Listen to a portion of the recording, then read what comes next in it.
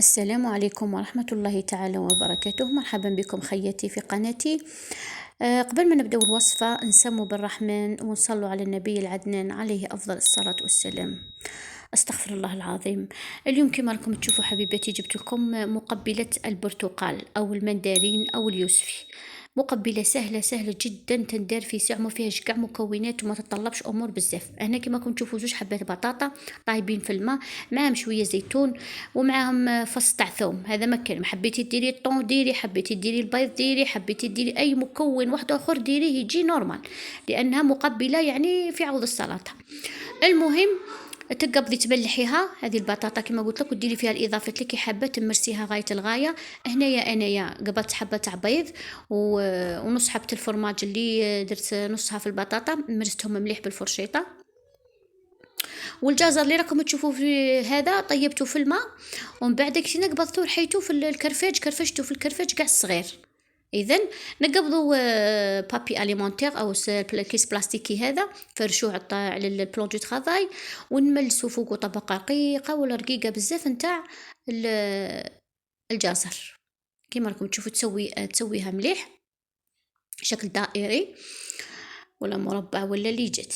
المهم تملسي هكا مليح كيما راكي تشوفي، ندير بالملعقه. ومن بعد نقبضوا هذيك البطاطا تاعنا ندو منها كره حجم المندرينه الصغيره، حجم المندرين. اذا ونحفروها في الوسط كيما راكي تلاحظي، ونعمروها بالحشوه هذه نتاع البيض والفرماج.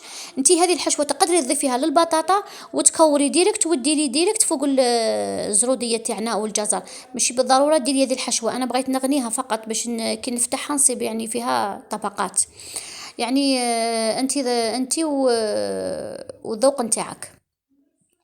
اذا هنايا نقبضوا الكيس البلاستيكي بعد اللي حطينا البوله نتاع البطاطا هذيك، ونردوه ونجبدوه كيما راكم تلاحظوا. شوفوا كيفاش راني ندير، ونبدا نزير هكا عليه باش يتشكلوا لنا هذيك الابراج نتاع البرتقال او المندرين نتاع اليوسفي. شوفوا الشكل بلا تعطينا شكل اليوسفي المندرين، باش تعطيني شكل المندرين. نعاود معكم حبه ثانيه بنفس الطريقه. نحل الكيس البلاستيكي ونوزع فوقه الجزر ولا الزروديه، نوزعها مليح بالمغرف ونملسها غايه.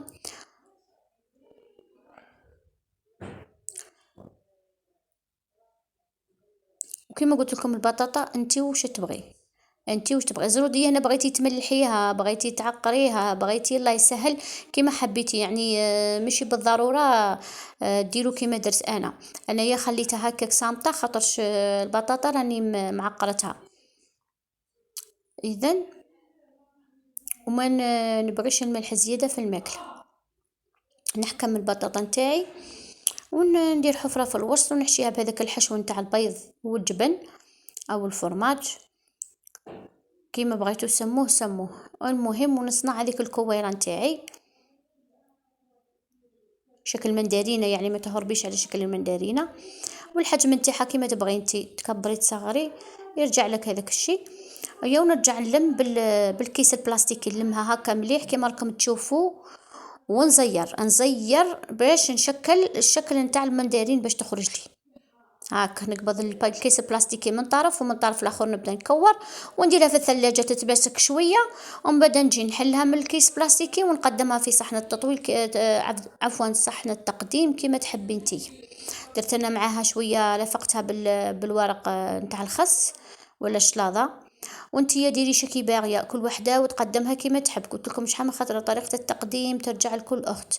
هنا قدمتها مع الوجبه العشاء اللي درناها كانت بسيطه، وراني نوري لكم فيها هنايا. دوك هنا نقسم لكم تشوفوها كيفاش جا الشكل نتاعها داير. والفوق هذا الورق نتاع المندرين او البرتقال، كنا كي نشرو البرتقال نقلع منه هذاك الورق ونستحفظ به ندسو باش تبان لك يعني طبيعيه، باش تبان شكل طبيعي. اذا هنا قسمتها لكم على اثنين، شوفوا شكلها كيفاش جا دايره متماسكه، وتجي الكود تاعها هايل وشكلها في نفس الوقت هايل. شوفوا الطبقه نتاع البطاطا والطبقه نتاع الجزر والطبقه نتاع الاخر.